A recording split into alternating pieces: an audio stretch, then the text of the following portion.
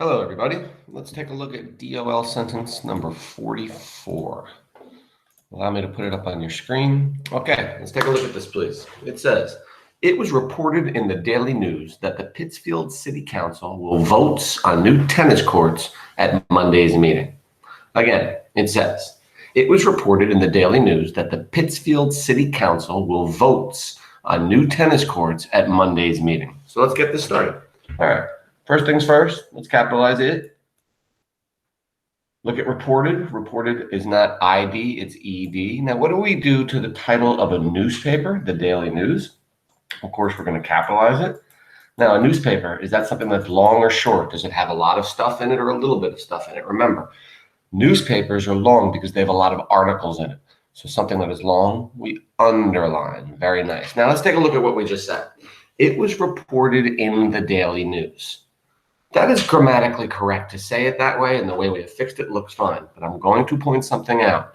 There is actually something better, a better way to say it was reported in the Daily News. This should be much more direct. So let's say,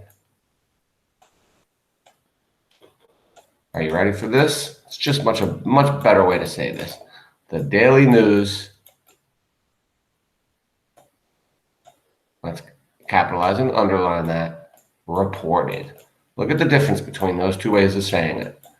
Sorry, my mouse skills are kind of lame today. I'm trying my best. So we have, it was reported in the Daily News or the Daily News reported. Which sounds better? Clearly the Daily News reported. Again, I'm going to say the first way would be grammatically correct, but the second way is just a much better way to say the same thing. So the Daily News reported that the Pittsfield City Council, let's capitalize Pittsfield City Council. Take a look at council. What's wrong with that? Absolutely. It's an I, council, will votes. Can I say they will votes? No, you can say he or she votes all the time, but you can't say they will votes. Okay, so let's get this down. Let's get rid of the S. The Pittsfield City Council will vote on new tennis courts. Take a look at tennis courts. There's two things wrong with it. Correct. We need another N in tennis. And then courts. What's wrong with courts? Yes, they do not need the apostrophe. Why? Because the courts are not possessing anything. By the way, what could the courts possess? You could say the tennis courts balls, the tennis courts lines, the tennis courts nets, the tennis courts grounds, anything like that. But in this case, we're not. Remember, just because a word ends in S doesn't mean we always apostrophize it. Let's continue. At Monday's meeting, capitalize Monday. Oh, look at this. We do need an apostrophe. Why? Because Monday is owning something. It is Monday's meeting.